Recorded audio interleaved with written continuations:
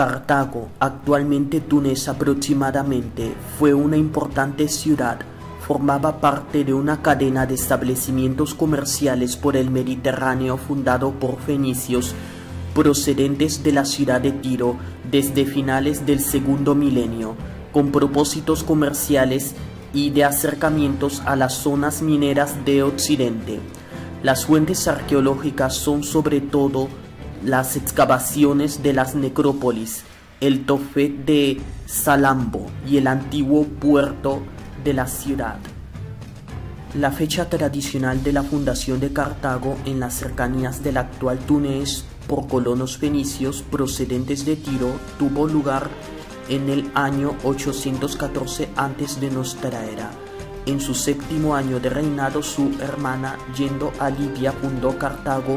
En el séptimo año de su reinado, su hermana Elisa huyó de la ciudad y fundó Cartago.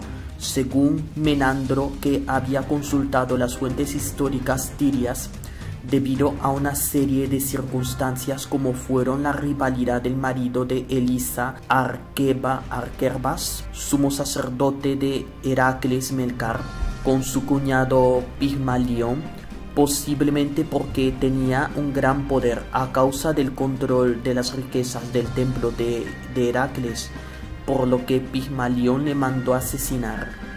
En cualquier caso, se debe tener en cuenta al examinar estos datos que la fundación de Cartago por Tiro se realizó en una zona ya conocida por esta ciudad cananea y sus élites desde hacía mucho tiempo. El origen de Cartago estuvo relacionado con familias aristocráticas y una posible realeza femenina. Cartago formaba parte de una cadena de establecimientos comerciales por el Mediterráneo fundados por la ciudad de Tiro desde finales del segundo milenio, con propósitos comerciales y de acercamiento a las zonas mineras de Occidente y sobre todo la península ibérica y las Casitérides. Los principales establecimientos fenicios por el Mediterráneo fueron Útica, Tingis, Mogador, Salva, Volubilis, Lixus y en el norte de África, Bitia, Sulcis, Nora, Caralis y Tarros, en Cerdeña, Motia, Panormo y Solunte en Sicilia, Malta, Gozo, Pantelaria, Leptis, Magna, Ipto, Adrumentum, mientras que la fundación más antigua de Occidente sería Gadir, hecho aún no confirmado por la arqueología. A partir de Cartago se fundaron a su vez hacia el siglo VII antes de nuestra era numerosos asentamientos para el control militar de la zona púnica del Cabo Bon, como Quelibia, Rasfortas y Querquam. Cartago fue, como su nombre indica, una nueva capital.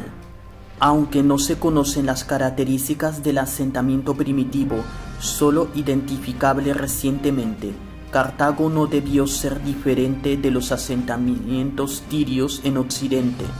Los hallazgos relativos a los siglos VIII y VII antes de nuestra era demuestran que la colonia tiria alcanzó muy pronto el rango de una auténtica ciudad colonial dotada de instituciones que otros establecimientos fenicios tardaron en adoptar.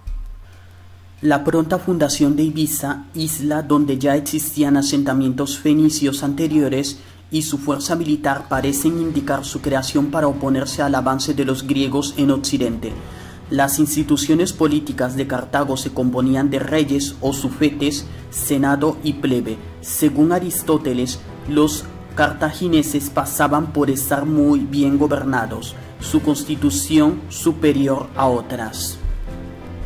La constitución de Cartago es la única no griega que Aristóteles incluyó en su tratado La Política y la compara con la espartana y la cretense.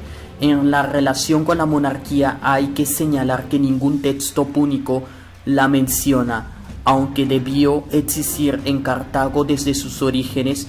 Picard, Cartago conoció la evolución de la monarquía de derecho divino a la democracia, pasando por un estado aristocrático.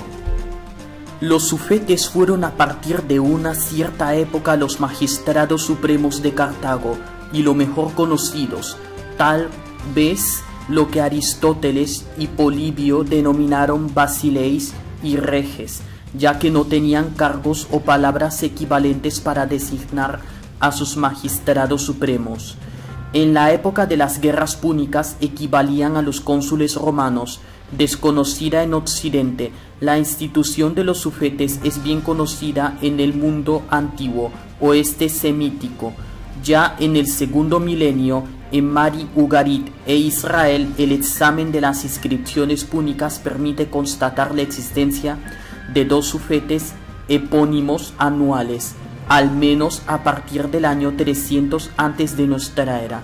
Aproximadamente cargos que tal vez puedan remontarse al siglo V antes de nuestra era. Estos cargos dirigieron los asuntos militares en los siglos V y IV, pero más adelante de esta fecha no se les encuentra a la cabeza de un ejército o una armada.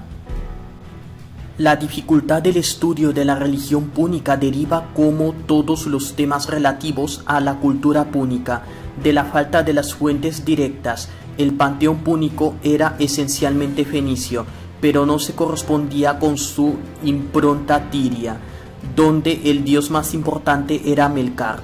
Pero no se puede negar que ambas diosas pasaron por un proceso de acercamiento o identificación, ya que no solo sus caracteres accesorios son intercambiables, sino que reciben el mismo título honorífico, como por ejemplo M de madre y de T señora.